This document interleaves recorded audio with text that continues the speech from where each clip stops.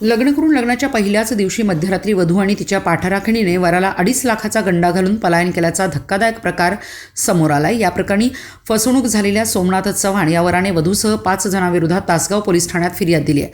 त्यानुसार वधू निकिता सखाराम गोळे, तिची आई शोभा सखाराम गोळे, वधूची मानलेली बहीण पूजा विजय माने, वधूची मावशी आणि परभणी येथील वधूवर सूचक केंद्राचे माणिकराव रंगनाथ पारधे यांच्या विरोधात गुन्हा दाखल करण्यात आला आहे। वर सोमनाथ चव्हाण यांचे भाऊ परभणी येथे ऊसतोड मजूर आणण्यासाठी गेले होते। त्यावेळी त्यांची वधूवर सूचक केंद्राचे माणिकराव पारधे यांच्यासोबत ओळख झाली।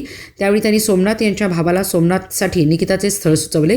त्यानुसार वधूसह सर्वजण 4 सप्टेंबर रोजी लग्नाची बोलणी करण्यासाठी तासगावमधील ढवळी येथे आले। लग्नाची बोलणी झाली। यावेळी निकिताची आई शोभा हिने लग्नासाठी 5 लाख रुपयांची मागणी केली, परंतु तडजोडी अंती 2.5 लाख रुपये देऊन 5 सप्टेंबर रोजी लग्न करण्यात आले। लग्नादिवशी दुपारी वधू व तिची पाठराखीण सोमनाथ यांच्या घरी थांबले व उर्वरित सर्वजण परभणीला परतले।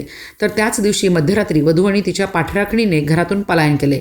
3 महिने लोटले तरी निकिता घरी परत न आल्याने फसवणूक झाल्याचे निदर्शनास आल्यानंतर सोमनाथ याने आता तासगाव पोलिसात तक्रार दिली आहे। दरम्यान लग्नाच्या आमिषाने सांगली जिल्ह्यात फसवणुकीचे प्रकार सुरूच असून आटपाडी तालुक्यातील 2 कुटुंबांना यापूर्वी 5 लाख रुपयांचा गंडा घालण्यात आला होता।